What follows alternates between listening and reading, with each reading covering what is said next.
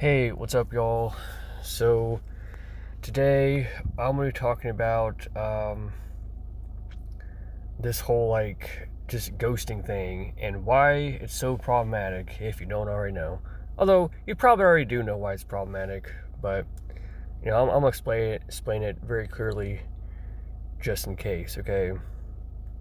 Well, I guess one of the main problems with ghosting is that these people don't actually know.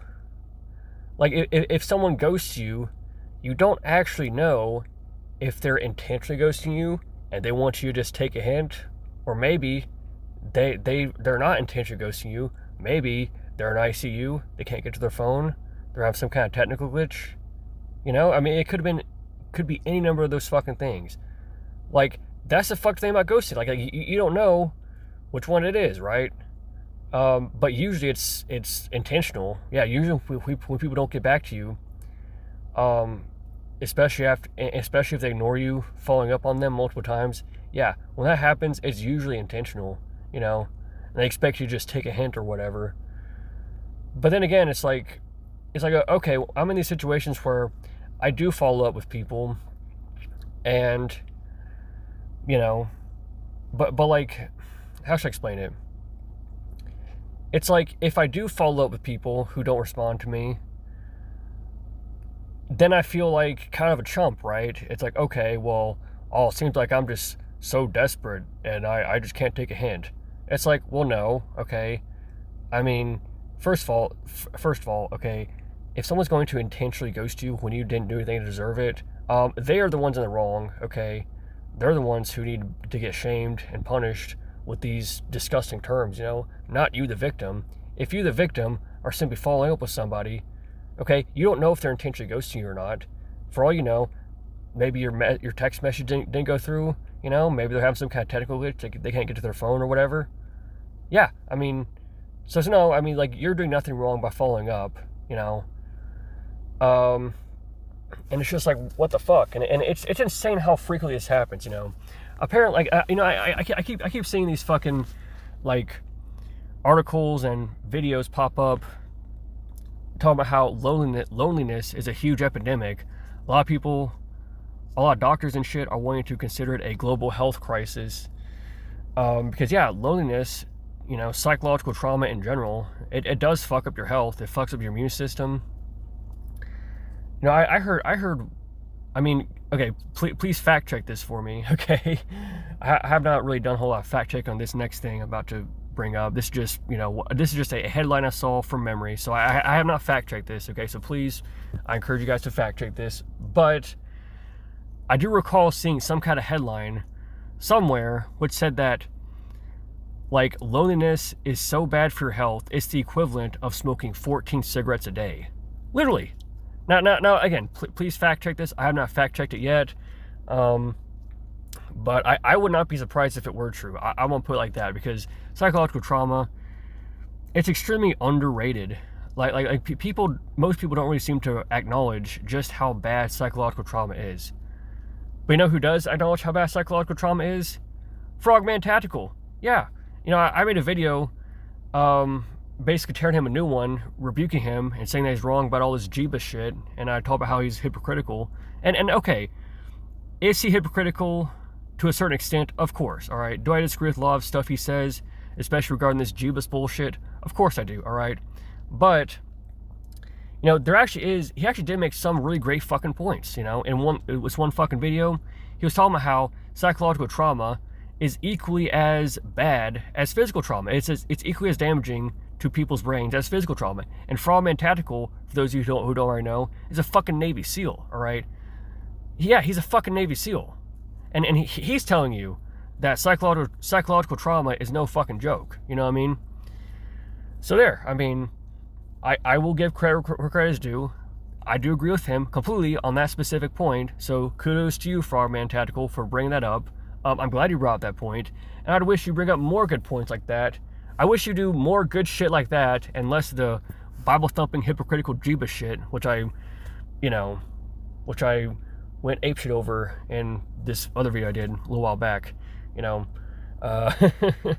But yeah, no, this one specific thing he made, that one specific point he made was legitimately fucking based, in my opinion. It was very fucking based, all right? And, like, I just can't handle this, like, whole bait and switch thing that the overwhelming majority of people will do. And, like, it just keeps happening to me, no matter what kind of precautions I take. It seems as though if I do take precautions, like, say, for example, if I avoid people who show red flags and I only hang around people who don't show red flags, like, you would think that'd be a great strategy, right? That sounds like a phenomenal fucking strategy, does it not?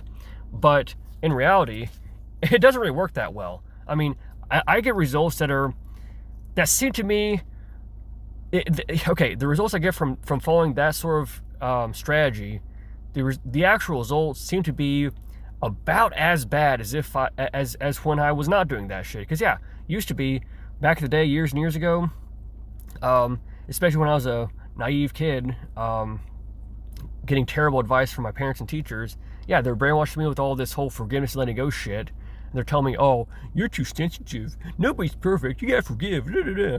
But then here's the thing. What's so fucked up is that when I do forgive people, like, they don't forgive me. Yeah. Like, I've been in so many situations where I cut these evil little cunts crazy amounts of slack. I mean, I'm telling you, man, the sorts of slack and forgiveness I've given, like, some of these people over the years is insane. I look back and I'm like, holy fuck, I definitely should not have given those pricks that much slack, you know? And at the time I gave them all that slack, there was a lot of evidence, you know, which clearly indicates that they're stupid and wrong, and it would have been completely reasonable and morally justified for me to have not given them forgiveness and just avoid them just to play it safe. That would have been a completely justifiable action, but I did not do that because I had all compassion for them, and I wanted to, you know, I guess, give them a second chance and have mercy on them or whatever. And then what happens, okay? Not only do these pricks not change for better, okay? Not only do they not change for better, but they don't reciprocate any of that mercy and slack back to me, okay? When it's time to cut me some slack, when I make an honest mistake, even if the slack I need is not any more than what I've already given them, they show me no slack, right? The same exact fucking people, by the way, who want to preach all this letting go shit, this forgiveness shit, they themselves do not even follow it.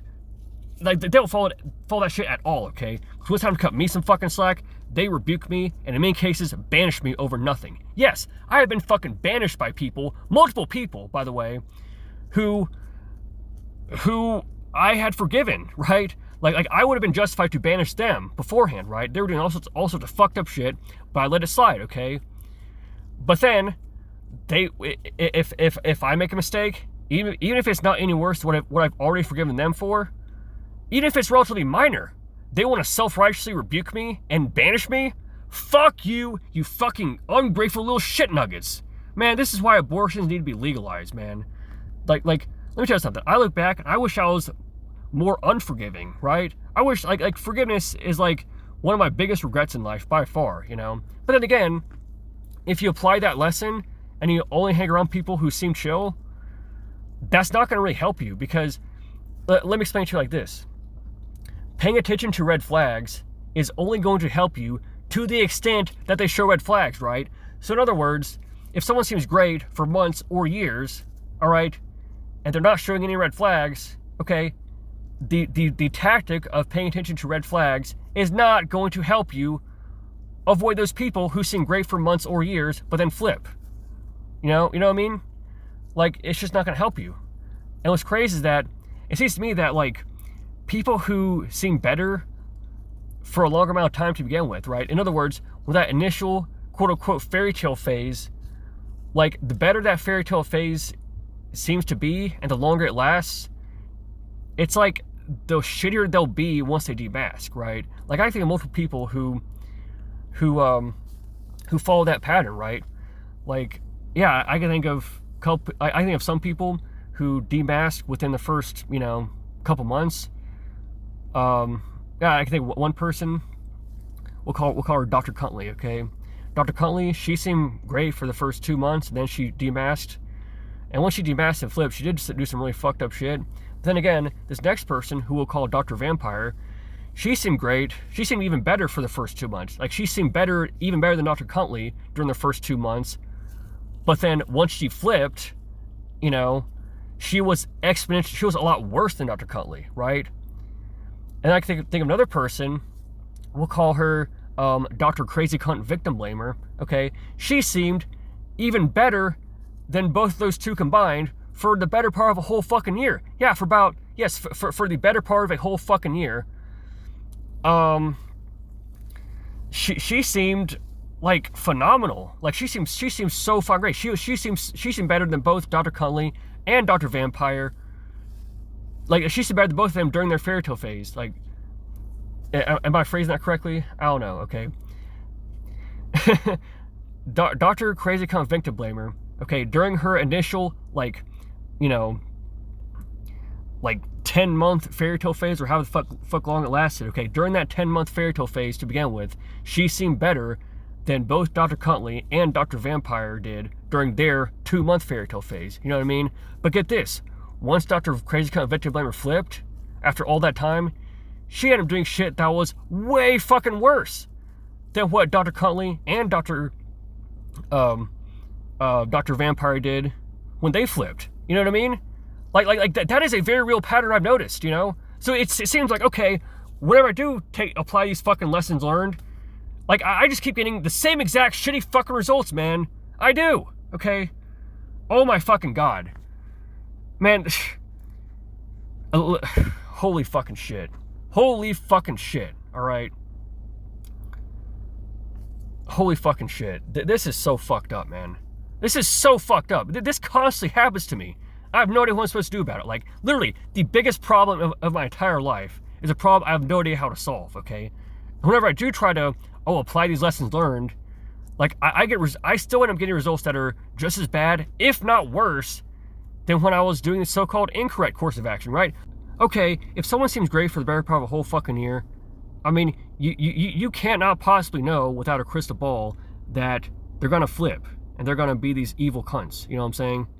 Like, you cannot possibly know that, right? You just can't, okay? You just fucking can't. You just fucking can't. These pieces of fucking shit. These stupid pieces of shit. Like, there's just nothing to do. I mean, and all these fucking asshole, scam artist, self-help gurus who want to say, oh, it's all your fault. Truth hurts, bitch. Okay, well, what truth, okay? What truth are you preaching, okay? Because if you want to tell me, if you want to give me a actual good strategy on how I can protect myself from this shit, I would love to hear it, okay? But if you're not going to give me a useful fucking strategy on how to protect myself from this shit, but you're still going to blame me and act like it's my fault without even telling me what I'm supposed to do differently, okay? That is so fucked up and evil, and you're not correct. You are not right, okay? Just because you're an obnoxious dickhead doesn't mean that you're right, okay? You can be both an obnoxious dickhead and fucking wrong, right? And lots of people are like that, okay? Lots of people are both obnoxious dickheads, in addition to being fucking just dead wrong on what they're saying, right?